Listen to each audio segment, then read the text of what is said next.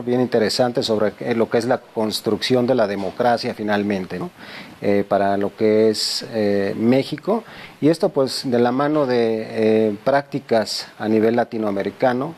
Se vuelve muy interesante, sobre todo en la antesala de tener varios grandes cambios en cuanto a la directriz de este país, ¿no?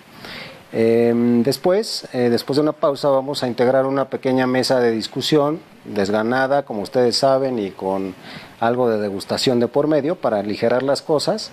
Y pues la idea es que nos acompañen en esta discusión, y para eso doy la bienvenida a Paola, que co-conduce conmigo el día de hoy, y a Mar Vega. Bienvenidas, buenas tardes.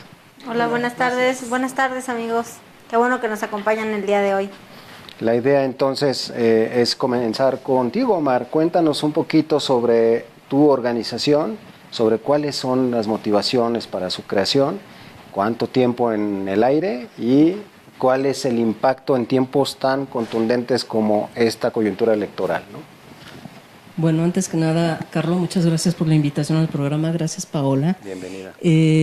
Yo soy Mariana Vega, soy presidenta de la Fundación Movimiento por la Certidumbre, Fundación MOCE.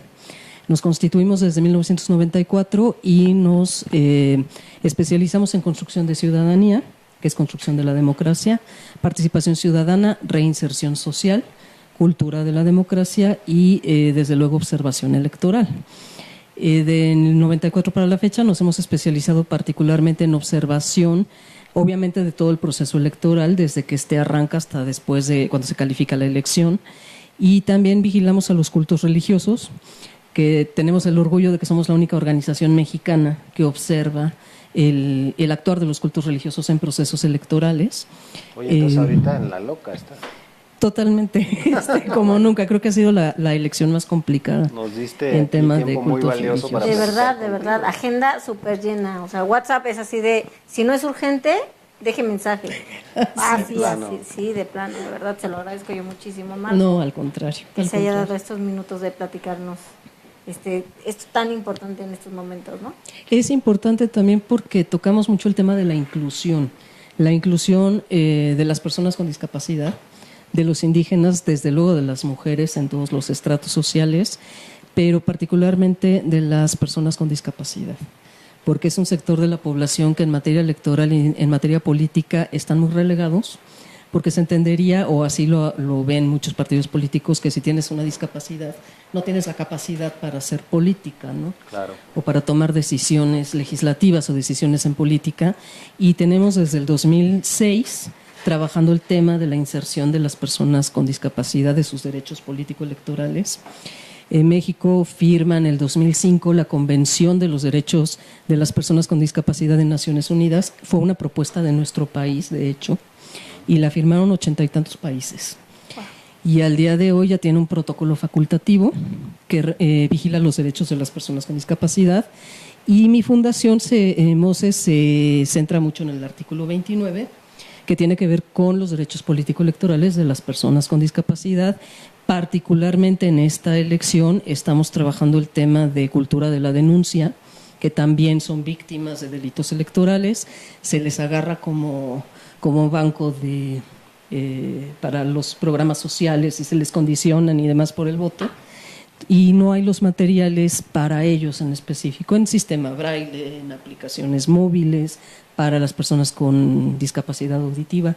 Esos son los temas que estamos tocando, además de voto en el extranjero.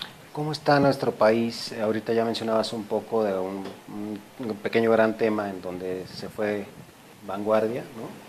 Pero en términos generales, ¿cómo está nuestro país? Entendida la democracia que tiene pues, cuestión de par de décadas, a duras penas 3, ¿no? Y cómo ha evolucionado en el tiempo el hecho de la participación de organizaciones como la tuya y de la apertura también del sistema político democrático para la cabida de este tipo de esfuerzos, ¿no? ¿Se pierde, siempre se ha ganado de elección contra elección, o llega a un punto en que ahorita hay cosas que son retrocesos? ¿Cómo va la cosa?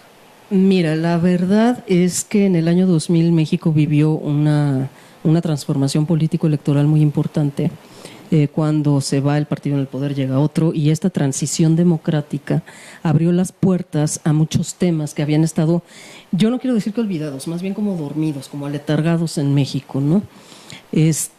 La inclusión es uno de ellos, por ejemplo. Se lograron las cuotas de género, se lograron la participación de más ciudadanos en las elecciones. Tenemos un sistema de partidos maravilloso que ya lo quisieran muchos países en el mundo, donde tenemos opción para elegir, para votar. Hay muchas organizaciones, me ha tocado compartir con algunas organizaciones que dicen que nuestra democracia está en crisis. Yo no veo a la democracia mexicana en crisis, yo la veo complicada, la veo en algunos puntos detenida, frenada, pero por esta aspiración al poder. ¿Qué intenta un partido político? Realmente el partido político va a intentar llegar al poder. Claro. Llámese presidencia de la República, cargo de elección. Esa es la finalidad de todo partido político. Estarían perdidos si no aspiraran a tener el poder, ¿no? En ese contexto, creo que es importante, y que en México no hemos aterrizado, el tema de la gobernanza. A la mayoría de la ciudadanía se le complica el tema de la gobernanza, que es el trabajo conjunto de sociedad civil, de iniciativa privada y de gobierno. Entonces, una vez que nosotros entendamos y podamos dar ese paso, yo creo que más que hablar de democracia en crisis en México, tendríamos que hablar de el fortalecimiento de nuestra democracia, de mantener nuestra democracia. Se habla mucho de que no hay libertad de expresión, de que casi vivimos una dictadura, y no sabemos lo que es una dictadura. Sí, difícilmente. ¿En dónde estamos parados? ¿Estamos en la infancia, en la niñez, en la adolescencia de una democracia? ¿Contra qué hay que medirse para saber dónde andamos? Yo diría que estamos en la adolescencia, y es muy bueno la referencia que haces. No estamos en pañales, esa es una realidad. Ya pasamos 18 años, vamos por la tercera elección presidencial con un voto diferenciado, y esa parte es muy importante. Muchos países no tienen ni una, nosotros ya vamos por la tercera, y creo que hemos podido consolidar instituciones muy fuertes, que hoy están debilitadas, que hay quienes dicen que las instituciones no funcionan. Yo creo que sí funcionan. Tenemos un sistema electoral maravilloso, extraordinario y de primer mundo. Y no lo valoramos los mexicanos. Lo peor y lo más chistoso es que lo valoran fuera de México.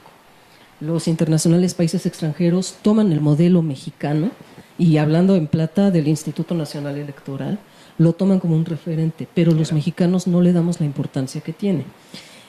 ¿Qué luchamos las organizaciones civiles para el fortalecimiento de la democracia? El regresar al Instituto Nacional Electoral a ciudadanizarlo.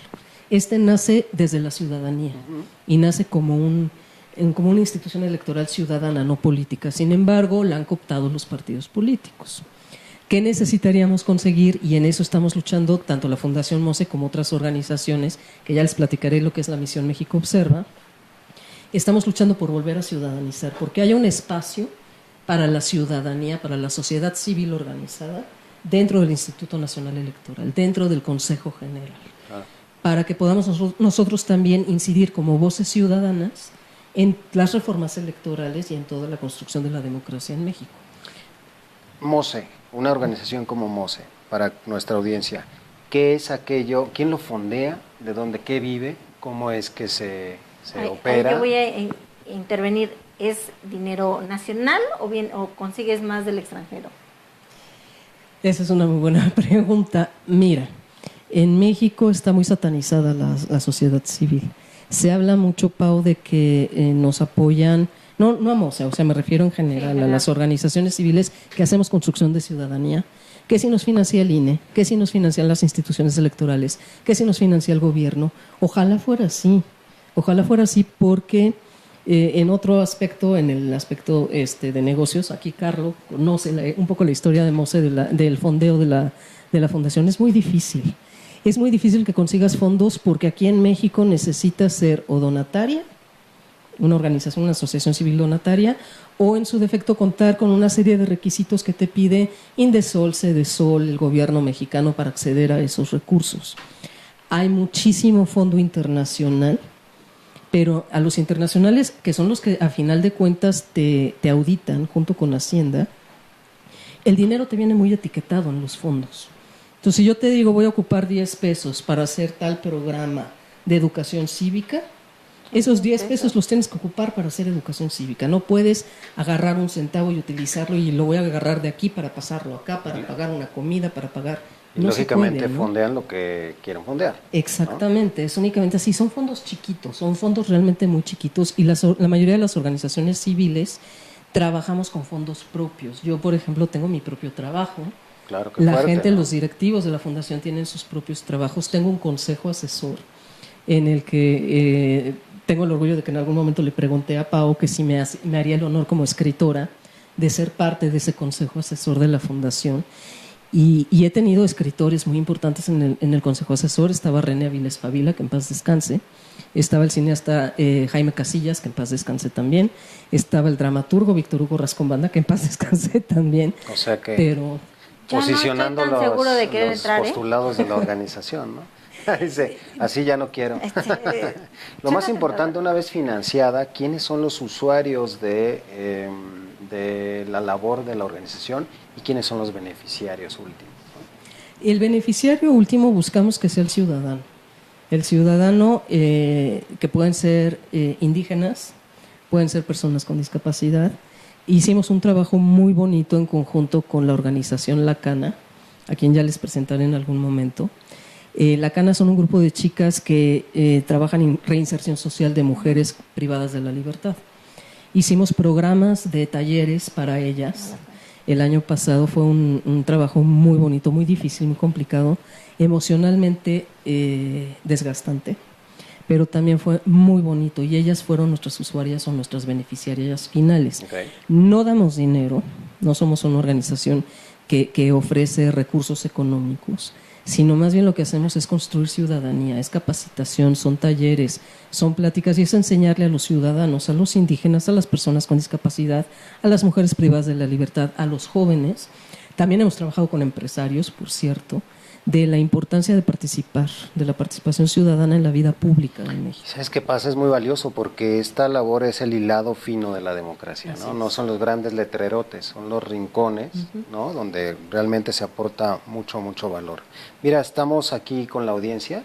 Nos pregunta Romina Durán, saludos de Veracruz, ¿ganará el PG? Bueno, antes que nada recuerdo que estamos en veda electoral y también las organizaciones de observación electoral entramos a la veda electoral. Yo creo que es muy difícil responder quién gana. Yo creo que tiene que ser la participación ciudadana. Ojalá gane la democracia en realidad, ¿no? Exactamente, que gane México. Que gane Exacto. México porque el gran ganador va a ser México, pero también el gran perdedor puede llegar a ser México. No votar por encono, ni por enojo, ni por apasionamiento, ni por amor a un candidato, sino pensar en el día después. Hay una iniciativa muy buena de Diego Luna que se llama El Día Después. Vamos a seguir con los mismos problemas y con los grandes retos, El ¿no? 2 de julio, exactamente. Este es un tema ahorita muy, muy actual, porque yo, el 80% de la gente que pregunta, ¿por qué vas a votar? Porque voy a votar en contra de... O sea, no es a favor de algo, estás votando en contra de algo, ¿no? Porque me cae mal, o porque estoy enojado, porque... Y bueno, y como dices tú, y al día siguiente, ¿qué va a pasar, no? Tiene que seguir operando y comeremos las veces al día que podamos, igual que antes, ¿no? El ciudadano tiene el poder más grande y esa es una parte que la tiene muy clara los partidos políticos y es triste que la tienen clara ellos, pero no la tenemos clara los ciudadanos. El poder más grande de la democracia la tiene el ciudadano y se llama voto. Claro. Entonces tú decides, tú eliges, es tu voto el que decide, ¿no? A final de cuentas. ¿Quién va a ganar? Yo esperaría que gane el candidato que México elija, o los candidatos a todos los niveles. Son un mundo de Claro. cargos de elección popular, ¿no? Nada más es presidencia de la República. Son gobernadores, son alcaldías, por primera vez se votan las alcaldías en la Ciudad de México, por ejemplo. Son muchísimos cargos y a ellos les estamos depositando nuestro futuro, ¿no? Y es un futuro a 6 o 4 años, dependiendo del cargo de elección popular. Por O supuesto. sea, no van a ser 2 días. Entonces hay que razonar el voto, hay que pensarle muy bien qué queremos para el día después de la elección. Cuando ya el candidato, del color que sea, del nombre que sea, no se va a acordar si tú me apoyaste en redes sociales y dejaste la camiseta y te peleaste con la familia, con el amigo y con el vecino. Y por el candidato no sabe que existes, no sabe que lo apoyaste. No te va a beneficiar a ti en lo particular, en lo personal, en nada, ni te va a perjudicar tampoco a ti en lo personal. Esa es la parte que yo creo que se nos olvida y que tendríamos como electores que aterrizar y que comprender. Claro. A ellos les importo yo en la medida en la que ellos me importan a mí. Porque Es una ellos no se han peleado ni corresponsabilidad. con familia, ni con esposa, ni con marido, ni con hijos, ni con amigos, ni con nadie. Nos peleamos nosotros como ciudadanos y la guerra en Internet está terrible, en las redes sociales. Muy bien. Silvia nos pregunta, saludos arriba México, gane quien gane. Exactamente. Javier Rubalcaba, gracias Javier. ¿Realmente hay democracia en México? Sí la hay. Yo soy una firme convencida, después de 20 años de trabajar por ella, que sí existe la democracia. Nos cuesta mucho trabajo comprenderla porque nos vamos con este diálogo y con este discurso de odio de los partidos políticos y de los candidatos que nos hacen creer lo que ellos quieren que les creamos. Es un poco jugar al te voy a hacer creer que me creo lo que tú te crees para que entonces votes por mí. Bueno, está complejo, ¿no? Entonces, eso es, yo hablo mucho de la madurez política y en cada uno de los talleres que doy, de las conferencias que damos, es hablar sobre la construcción de la democracia, es esa. No hay democracia si no hay construcción de ciudadanía. ¿Qué es la construcción de ciudadanía? Hacerte entender a ti como ciudadano, como elector, el poder que tienes de tomar decisiones. Porque si vives bien o vives mal, no se vale echarle la culpa al gobierno. Nosotros votamos por esos gobiernos o votamos en contra de esos gobiernos o de ese candidato y nos vamos con la finta de lo que nos están ofreciendo. Prometer es muy fácil y nos vamos con las promesas de los candidatos, pero yo les preguntaría incluso a quienes nos escuchan, ¿qué tantas promesas a lo largo? ¿Cuántas veces has votado en tu vida y por cuántas promesas has votado? ¿O cuántas promesas de campaña han definido tu voto? ¿Y cuántas de esas promesas que hicieron en campaña las has vivido en carne y hueso, en tu familia, en tu trabajo, en tu vida diaria, en tu calidad de vida? Que me regrese en mi ese voto. sexenio. Exactamente. ¿Ah? Pero tenemos la culpa porque votamos por, o votamos en contra de, o votamos porque llegue este, o votamos porque no llegue aquel. Claro, no enfocarse en un proyecto en particular. Pero en ¿no? realidad sí es un tema de querer creer en algo, ¿no? O sea, Claro. el problema está en que no ejercemos realmente el derecho que nos cumple. O sea, ya llegó y ya dejamos que pase lo que tenga que pasar. O sea, yo creo que una manifestación, digo, que es muy, muy respetable, pero no resuelve nada en muchos puntos más que el tráfico de ese día, ¿no? O sea, yo creo que sí hay que como que buscar iniciativas, por ejemplo, la iniciativa de 3 de 3, esa me pareció fabulosa. Yo creo que ese tipo de actividades son las que nos hacen falta a los mexicanos, ¿no? Promover. Pero acabas de tocar un tema que a mí me parece que esa es la punta del iceberg de la democracia, y es la rendición de cuentas, la exigencia. El doctor Nguyen Phu Dong, que es especialista, es experto internacional electoral, estuvo mucho tiempo en el extranjero, desde 1994 trabaja en México por la democracia, y a él le debemos la observación electoral en México, de hecho. Él nos comentaba hace poco, él es vietnamita, y nos comentaba hace poco que al mexicano le cuesta exigir. Si nos damos cuenta incluso, perdón, pero es que soy escritora, ¿no? Entonces, en el momento en el que tú vas a externar una opinión, ¿cuántas veces escuchamos que te dicen, perdóname por lo que voy a decir, pero, o perdón, pero te voy a corregir? Y nos decía él, no se dan cuenta que piden perdón para expresar su opinión. Cuesta mucho trabajo que exijamos. La exigencia no conocemos, no tenemos cultura de la exigencia, y no exigir por exigir, sino por lo que tú estás comentando ahorita. Ya voté por ti, ya me prometiste, ahora quiero cuentas claras, ¿no? Claro, exacto. Y dime dónde está y cómo le vas a hacer. No le preguntamos a los candidatos, ¿cómo le vas a hacer para darme A, B, C, D, E? El candidato del color que sea y del partido que sea. Hablar de los cómo, ¿no? Exactamente, el dime cómo. Volvamos un poquito a Mose, ¿no? A tu organización. Y entonces ahorita en una etapa en la cual pues todavía ya estamos en veda, pero todavía no es el día D y por supuesto que no son tiempos de calificarla, etcétera. ¿En qué vertientes hay más trabajo para una organización de acuerdo a esas etapas de la elección? Ahorita estás como en la organización o ya están accionando en qué cosas particularmente reforzando este tipo de construcción de ciudadanía, o a lo mejor ahorita ya ni es tiempo, ya se tuvo que haber construido en el sexenio, ¿no? O sea, en el periodo. Pues fíjate que la construcción de ciudadanía se da permanente, es permanente, no tiene fecha de caducidad. El trabajo del observador electoral en el proceso electoral sí, y no debería. porque la construcción de ciudadanía tienes que buscar fondos todo el tiempo, ¿no? Claro. Todo el tiempo porque buscas un fondo para apoyar a las personas con discapacidad. Se trabaja, se consiguen los fondos y entonces haces estudios y haces análisis y haces investigación y te vas incluso a los estados a conocer si las personas con discapacidad de Oaxaca, de Chiapas, de Yucatán, de Jalisco conocen sus derechos político-electorales, si van a votar y por qué no van a votar. Un ejemplo que les pongo muy, muy rápido. El sector que menos vota en México son las personas con discapacidad. Así. ¿Por qué no votan? Porque no pueden. Porque no pueden, porque creen que no pueden, pero sí existen los materiales. Ya. Hay cartillas... ¿En cualquier casilla? En cualquier casilla. Hay unas, no sé si se acuerdan, bueno, es que por la edad no sé si se acuerdan, pero habían unas cartillas que eran unas mascarillas de Maizoro, que eran unas calculadoras que trabajaban que los se cereales deslizaban para que los niños sumaran y restaran. Bajo ese esquema, organizaciones civiles trabajaron con el Instituto Nacional Electoral para hacer estas mascarillas braille para las boletas, y el principio es el mismo. Metes la mascarilla y en sistema braille están PRI, PAN, saben PRD, dónde, Partido dónde Verde, colocar Morena, su PT, grafía, todos los ¿no? partidos. Y ahí vota la gente. Mira. Y ese es para las personas con discapacidad visual. Pero qué fuerte, ¿no? Que si no se explotan esos materiales, si la gente piensa que no puede votar, pues al final del día se dejó de ejercer el derecho, por supuesto no hay vamos a llamarle el sesgo político que aportarían, pero tantito son recursos tirados a la basura, porque si nadie Porque los no hay utiliza, difusión. ¿no? Pero no sé tú cuántas elecciones lleves, pero yo, por ejemplo, que ya son varias, en las que he participado, y hasta ahorita me estoy enterando de esto. O sea, yo no he ido a ninguna campaña que diga, por cierto, salgan a votar y aquí están los materiales para que tú y tú no tengan problema, no tengan el mayor impedimento. Y lo más para fuerte, hacerlo. no oyes a un candidato decir, Así es. Ajá, esto exacto, a eso existe, me chavos, refiero. vénganse, O háganlo. sea, son Ni siquiera los no que es se tu supone que... inclusión.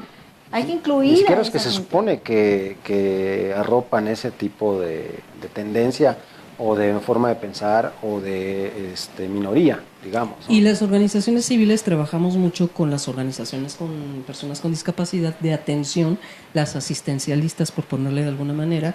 Nosotros no conseguimos recurso para asistirlos, pero sí conseguimos recurso para poder ir y platicar con ellos y reunirlos y hacer foros y mesas de debate y de discusión y demás con ellos, que también como organización te cuesta, ¿no? Ya, por supuesto. Porque tienes que rentar el saloncito y ponerles las galletas. Por eso el preguntaba café, de dónde, ¿no?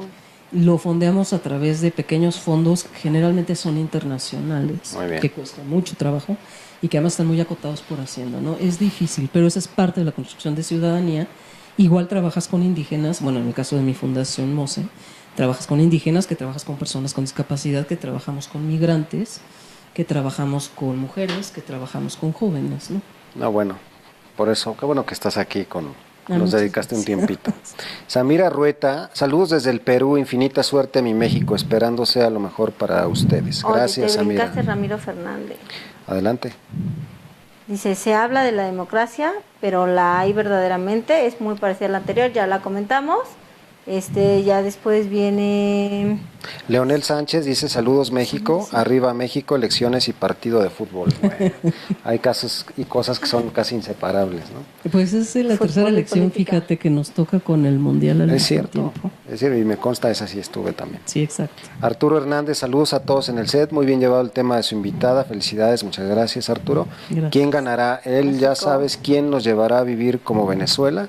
Ah. Pues mira, creo que vamos a discutir ampliamente, con toda certeza, en nuestro siguiente bloque, hablando de lo que es la elección, sin jalarnos de los cabellos, porque hay algunos que ya no tenemos muchos, pero seguramente de lo que se trata es de que sigamos evolucionando, ¿no? Claro, Y así siga es. avanzando lo que representa esa gran palabra de la democracia, ¿no crees? ¿Dónde pueden buscar temar para la gente que esté muy interesada en esta temática, en todas las actividades y las vertientes de valor que aporta MOSE? ¿Dónde te pueden localizar o dónde pueden localizar a la organización? Bueno, estamos en Facebook y en Twitter. El Twitter de la fundación es @fundación_MOSE, MOCE. Y en Facebook nos encuentran como Fundación Movimiento por la Certidumbre. Es donde estamos ahorita y pertenecemos a una misión Somos más de 10 organizaciones civiles que tenemos todas más de 20 años de experiencia en la observación electoral y la construcción de ciudadanía, y se llama Misión México Observa. Le ahonda un poquito, nos comentaste algo hace ratito. Sí, la misión, bueno, existen misiones a nivel internacional que hacen observación en otros países. Dentro de la Misión México Observa, las 10 organizaciones hasta ahorita que la conformamos, somos organizaciones que tenemos muchísima experiencia en el tema. Hay organizaciones muy grandes, por ejemplo, unos pioneros que desde el 88 hacen observación electoral, es la Asociación Nacional Cívica Femenina, ANSIFEM, está Tendiendo Puentes, está Los Dos Méxicos, Tlachtli, que es una organización hidalguense, la Comisión de Derechos Humanos de Chiapas, la Comisión Mexicana de Derechos Humanos, es una asociación civil, está la Organización Atención México, está el Observatorio de Medios Ciudadano, OMCIM. ¿Cómo se organiza toda esa gente? Porque tenemos muchos años conociéndonos, tenemos muchos años coincidiendo en eventos, en conferencias, en procesos electorales. Un objetivo común. Exactamente, tenemos el objetivo común de la construcción de la democracia y de la observación electoral ciudadana, porque existe la observación electoral de los partidos políticos, claro, que es una manera de prostituir a la observación electoral. Eso es muy cierto y es bien importante que lo tenga clara la audiencia, ¿no? Sí, todo este esfuerzo no está coaligado a un partido político. No, de ninguna manera. Somos totalmente apolíticos, somos apartidistas en toda la misión y no trabajamos con partido político alguno, no tenemos padrinos, no tenemos... Ya nada más les falta ser agnósticos y que no les gusta el fútbol. Exactamente, no, pero sí sabemos a los que nos encanta el fútbol. Entonces, bueno, nos conjuntamos para hacer esta misión México Observa. Y estamos ahorita trabajando, ya tenemos 3 años trabajando como colectivo de organizaciones civiles. Hemos hecho varias propuestas al Instituto Nacional Electoral, a la FEPADE, que es la Fiscalía Especializada para la Atención de Delitos Electorales, que depende de la PGR. La idea es que no dependa del gobierno. Sacarla de ahí. Y el Tribunal Electoral del Poder Judicial de la Federación.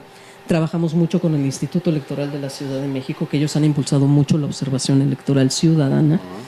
Y ninguno tiene filia política. Tenemos fobias políticas, pero bueno, esas se vale. No las tenemos. Nada más mientras no las lleve a accionar por rechazo, sino por lo contrario. No, es en positivo. Yo creo que lo que tenemos que hacer como organizaciones civiles y también como ciudadanos, porque no dejamos de ser ciudadanos, es trabajar en positivo. Sin duda. Convertir lo negativo en positivo, y esa es parte de la misión México Observa. Mar, vamos a ir a un corte y te invito a que te quedes con nosotros para discutir sobre la elección venidera, sobre cómo ha venido evolucionando el tema de la elección y qué podemos esperar. Perfecto. Muy respetuosamente con la veda electoral, ¿no? Sí. Y antes de eso, pues te invito a decir salud, porque esto es la sobremesa y la idea de todo esto es que aligeremos los temas. Salud, amigos, salud, bienvenida. Salud. Regresamos en unos momentos a platicar sobre las elecciones. Nuevo invitado.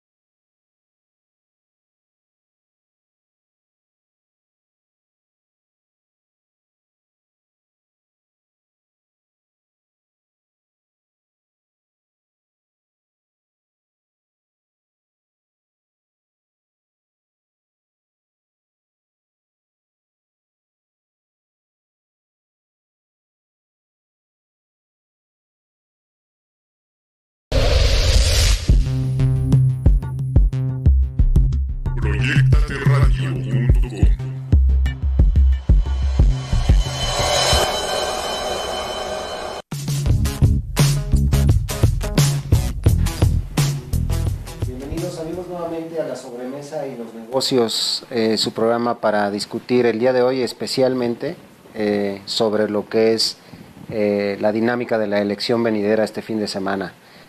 Para tal efecto, le pedí a Mar Vega que se quedara con nosotros y le doy la bienvenida al buen amigo Arturo Suárez. Arturo es un periodista, ha sido director de medios, es director de medios actualmente, da clases en todos los temas comunicacionales y pues se mueve en la polaca. Entonces, bienvenido Arturo, gracias Carlos, por estar aquí. Pues muchas gracias por la invitación, muchas gracias. Y un gusto compartir esta sobremesa. Así es, la idea es que nos la llevemos tranquila, calmada y que pues ayudemos un poco a la audiencia, ¿no? A concientizarse sobre lo que es este vía crucis, ¿no? Que puede resultar, como decíamos con Mar hace un ratito, evolucionar en la democracia, ¿no? En tu modo de ver las cosas, para darte la bienvenida con todo, en tu modo de ver las cosas, ¿cómo ha evolucionado la democracia en nuestro país? En general, para entrarle al tema, la elección actual, estas campañas, ¿para ti qué tuvieron de distinto? ¿Dónde ganaron? ¿Dónde perdieron? ¿Cuál es tu óptica? Híjole, creo que fueron 90 días realmente cansados para el electorado, para la gente que este domingo decidiremos el futuro del país. Creo que 90 días con lo mismo fue mucho. Sí creo que hay avances interesantes. Por ejemplo, en estos 3 debates, aunque 3 me parecieron un exceso, pero bueno, ya 2 con un formato diferente, con que puedas interactuar con los candidatos, me parece que eso es un avance. Por otro lado, lo que tiene que ver con los spots de radio y televisión, creo que fueron un fracaso. Tantos spots para la ciudadanía le resultó, como tú dices, un viacrucis, y me parece que no son punto de referencia real para que alguien pueda votar o no por algún candidato. Por otro lado, los discursos de los 4 que quedaron, ¿no? De los 4 candidatos que quedaron, fueron cansados. Tú escuchabas a cada uno de ellos en sus diferentes actos, era repetir una y otra vez, y estos formatos que yo decía que se gana por un lado, también se pierde porque ellos lo echaron a perder, ¿no? Porque fueron por la parte de la denostación, por la parte de prácticamente lo mismo. ¿Y sabes qué? Generó en la ciudadanía una especie de morbo, hasta de divertimento, si se quiere ver así, en ese tipo de debates. O sea, me parece que se gana, también se pierde, y también me parece que damos un pasito para atrás, ¿no? Yo escuchaba muy atento la conversación que tenían hace un rato, y sí, me parece que México seguimos en la adolescencia, en la parte de la democracia, ¿no? Decía Octavio Paz en El laberinto de la soledad que adolecer o ser adolescente significa adolecer, ¿no? Estar en la búsqueda de estar en esa búsqueda de una identidad, en este caso de una identidad democrática, que me parece que desde el 88 se pusieron las bases y estamos ahora en el 2018 y apenas estamos cosechando algunas cosas de las que se sembraron con mucha pena, ¿no? En algunos casos, con mucha sangre en otros, y me parece que estas elecciones, este proceso de campaña, pues se ha visto manchado con la sangre de muchos candidatos, ¿no? Eso es impresionante. Y me parece que eso ya en un corte de caja es un fracaso para esta elección. Por ayer leía yo el día de ayer una columna y no voy a quemar al titular de la columna, pero decía un poco como, pero esto se contuvo a nivel local, ¿no? O sea, solo se murieron en elecciones locales, ¿no? Pues espérame, ¿no? O sea, como si eso dejara de ser lo grave que fue. Pero déjame retomar un poquito lo que comentabas al nivel de que cambiaron los formatos, hubo nuevos escenarios, ¿no? Para los candidatos, se caricaturiza de pronto la elección, volviéndose mofa o morbo. Pero entonces, Mar, te pregunto, ¿se puede disfrutar una elección? ¿Se puede disfrutar una campaña? ¿O estamos como confinados a padecer formatos siempre? Porque pues finalmente de aquí podemos cambiar a otro tipo de escenarios o de formatos y que de todos modos resulte ser doloroso, ¿no? Se puede llegar a disfrutar. Hay procesos democráticos, pues no sé si decirle divertidos, porque estamos hablando de algo con suma seriedad, ¿no? Pero dinámicos, evolutivos, ¿no? Propositivos. Eso existe. Por ahí quiero sacar el tema de la segunda vuelta, etcétera, ¿no? Pero ¿Qué opinas? ¿Se puede llegar a disfrutar una campaña política? Y yo más bien decir que si se puede o no, yo creo que se debe. El eslogan del INE hasta hace un par de elecciones era ven a disfrutar de la fiesta cívica, que era el proceso electoral y que era el día de la jornada, no el día de la elección. Yo coincido mucho contigo en que los partidos nos lo han echado a perder, particularmente los candidatos, porque debería haber más interacción y escuchar un poco más a la ciudadanía. Yo siempre les he dicho, si tú le das a un ciudadano en un foro, en un evento, en donde tú te pares, lo vemos las organizaciones civiles, para tocar el tema de la política, el tema electoral, el tema de la democracia, y no únicamente a los jóvenes, le das el micrófono, no los callas nunca. Claro. Entonces agarran el micrófono y se siguen y se siguen y se siguen y te ponen y te exponen y tienes mucho que aprenderles cuando los escuchas. Yo creo que si los partidos y los candidatos tuvieran esa idea, por eso coincido con lo del debate, en que fue muy buena el último debate donde se permitió la interacción. Lo malo es que las preguntas, y eso sí hay que decirlo, las preguntas ya estaban aprobadas desde antes, ¿no? O sea, lo interesante sería que fueran en el momento, que fuera realmente un diálogo abierto. ¿Pero entonces es un asunto generacional o es un asunto de que entonces los partidos no se pongan las reglas del juego? Más bien yo creo que volvemos al tema que decía Pau, por eso yo decía que esa es la punta del iceberg de la democracia, la exigencia. Si como ciudadanos lo exigiéramos, porque es nuestro derecho, porque, insisto, quienes tienen la decisión final es el ciudadano, porque nosotros somos quienes tenemos el poder del voto. Seguro. Entonces, si se nos diera la oportunidad de participar y de involucrarnos, la tenemos, mas no la tomamos. La observación electoral en México, por ejemplo, y yo lo digo en cada foro que me paro, es un privilegio de los ciudadanos y no lo hacemos nuestra. Cuando buscas, oye, ¿te quieres inscribir como observador? Ay, no, qué flojera. ¿Quieres ser observador electoral? Ay, no, qué flojera. ¿O cuánto me vas a pagar? Funcionario de casilla, ¿no? Y tenemos la oportunidad desde los funcionarios, desde los capacitadores asistentes electorales, desde el observador electoral, de ser testigos de lo que está ocurriendo, ¿no? Y de decir, me consta que hubo o me consta que no hubo. Claro. Pero si no nos involucramos y si no lo aceptamos, no nos vamos a divertir nunca, ni lo vamos a tomar como como nuestro proceso electoral, es nuestra elección. Nosotros decidimos y nosotros tendríamos que decidir el futuro de nosotros, de nuestra familia, de nuestros amigos, de nuestros compañeros de trabajo, del vecino, porque somos una comunidad. Esa parte yo creo que nos falta. Sí deberíamos de disfrutar las elecciones. Es una fiesta cívica, tenemos elecciones, hay países que no tienen elección. No, la elección me queda claro, más bien era por el lado de la campaña, ¿no? Pero muy bien. Pau, ¿nos ayudas con Sí. preguntas de la audiencia? Sí, voy a hacer preguntas y ahorita hago yo la mía. Benito Álvarez, aquí no hay democracia, considero yo. Mónica Chivas, saludos México, México sufre. Yo creo que una preocupación llevada, considero que ya casi a la psicosis, porque hasta las propias familias se pelean. No puede ser que exista esto, donde las mismas familias se pelean por un candidato. Ahí voy a entrar y quiero agregar a este comentario una pregunta.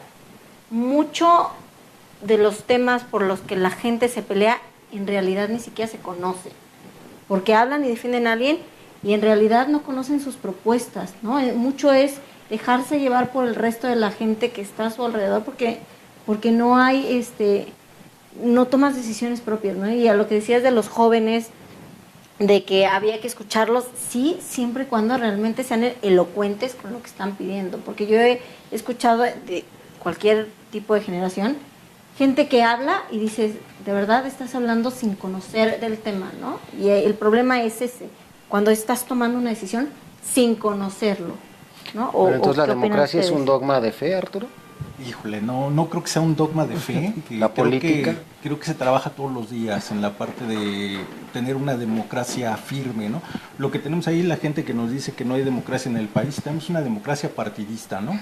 Eso es la democracia en la que se mueve México, nos guste o no, tenemos un sistema de partidos y es a través de estos partidos políticos de donde saldrán los gobernantes. Ahora tenemos esta posibilidad de los independientes, ¿no? Que resultaron Un fracaso. Pues realmente una payasada, ¿no? Por ejemplo, el Independiente, el único que quedó, pues se la pasó Cortando manos, queriendo cortar pues manos. padroteando el proceso electoral, ¿no? Así de sencillo, Cierto. en ocurrencias y demás. Ahora, si hay que escuchar a todos, sí. Me parece que hasta los que hablan con ignorancia y hasta los que hablan con encono, ¿no? Porque esas son las democracias. El asunto está en que nosotros como sociedad lleguemos a esa mayoría de edad, ¿no? Esos 18 años, ¿no? Que ya hablaban hace un momento, pero realmente con conocimiento, estudiando, conociendo, intentando entender por qué se comporta la gente de una manera, por qué se comporta de otra manera, y quizás solo así nosotros podríamos provocar nuevos candidatos, nuevos políticos, ¿no? Si ellos no se preocupan por presentarnos candidatos que realmente sean de calidad, pues exijámoslos nosotros, ¿no? Exígense. Tuvimos 4 candidatos que los 4 le entraron a la payasada, ¿eh? No les importó que fuera el más preparado, el menos preparado, y de la cartera escondiéndola, no pasamos, ¿eh? Bueno, de la Ciudad de México que me dices, oye, amanecimos con Matrix, ¿no? Por ejemplo, Sí. yo coincido con Arturo en varias cosas y creo que aterrizas 3 temas que son muy importantes.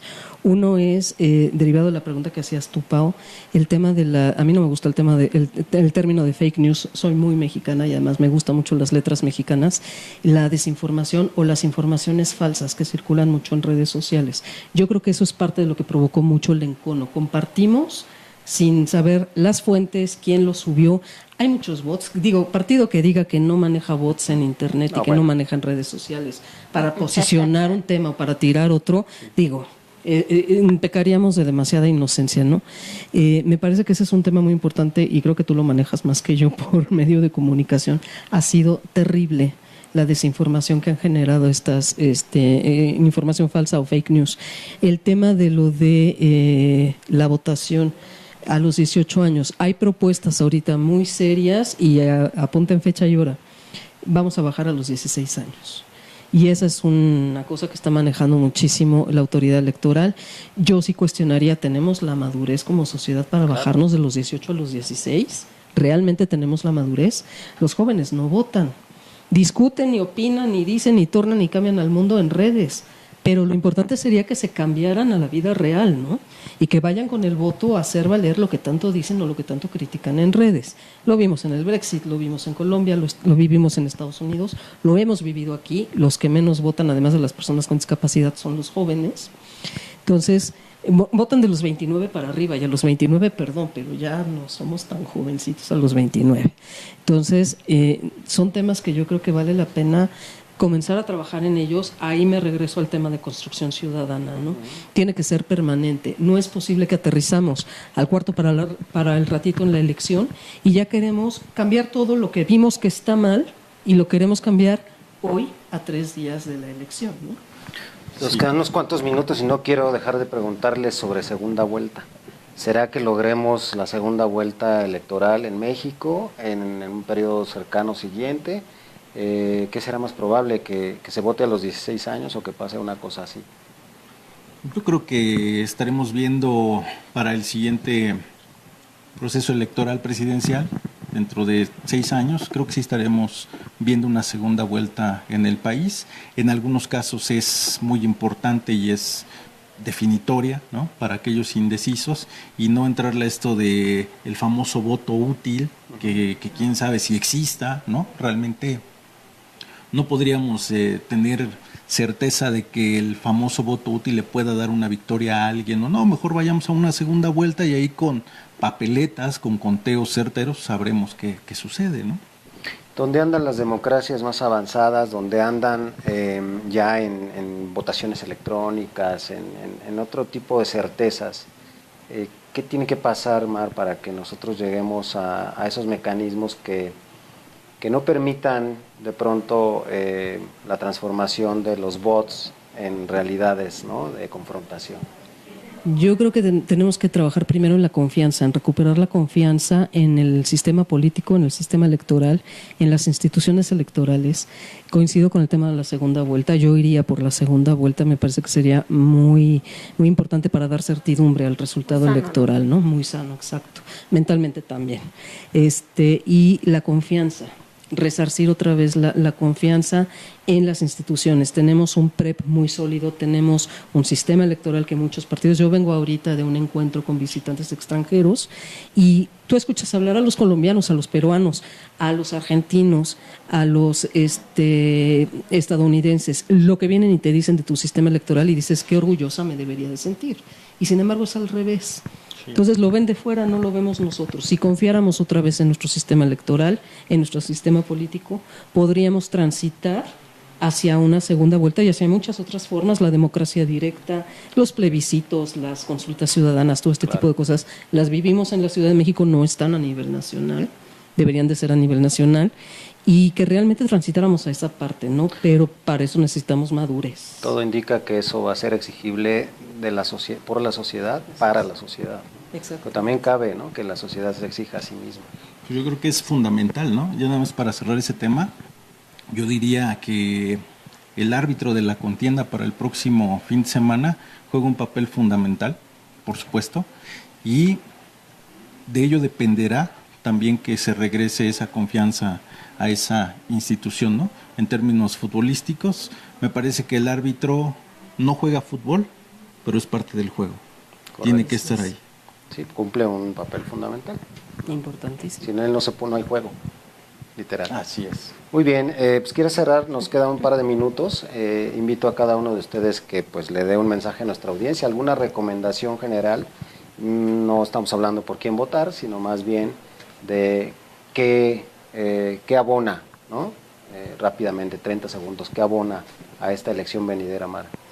Pues a través de la Fundación MOSA y de la Misión México Observa, invitar a la gente a votar. Si nos vamos a quejar, tengamos los pelos de la burra en la mano para quejarnos, porque nosotros realmente acudimos a las urnas. No importa por quién, pero ejercer nuestro derecho al voto es fundamental, importantísimo. Mar, bienvenida, gracias. Arturo. Yo diría que tenemos que ser parte de la solución. Y estos días, tanto hoy como mañana y el sábado, pues son precisamente para reflexionar qué vamos a hacer. Cada quien tomará su decisión y es una decisión pues para los siguientes 6 años, ¿no? Cierto. Así de sencillo. Y después todos somos responsables, ¿eh? Cierto. Pensar en el 2 de julio. Por ir o por Todos no ir somos responsables. Sí, todos somos responsables. ¿Dónde te contactan? Pues me pueden encontrar ahí en las redes sociales. En Twitter me encuentran como @Arturo Suárez y en Instagram como @Arturo Suárez _. Pau. Un placer. Pues yo también igual, hay que salir, no hay nada más importante, podemos ir en familia, pero hay que votar. Vamos por México y vamos con todo. Así es. Y bueno, yo les diría a todos nuestros amigos, no estoy yo tan de acuerdo con la veda electoral, porque no creo que necesitemos protección para tener un criterio desde ese punto de vista. Sin embargo, nos da el tiempo, ¿no? Y el tiempo es algo de lo más valioso a la hora de tomar una decisión tan determinante como esta. Gracias a ustedes por la audiencia, gracias, por favor, gracias por estar con nosotros, los invitamos, regresen pronto y ojalá podamos discutir los resultados. Seguro que sí. Seguro que sí. Gracias, amigos. Nos vemos en la sobremesa la próxima semana.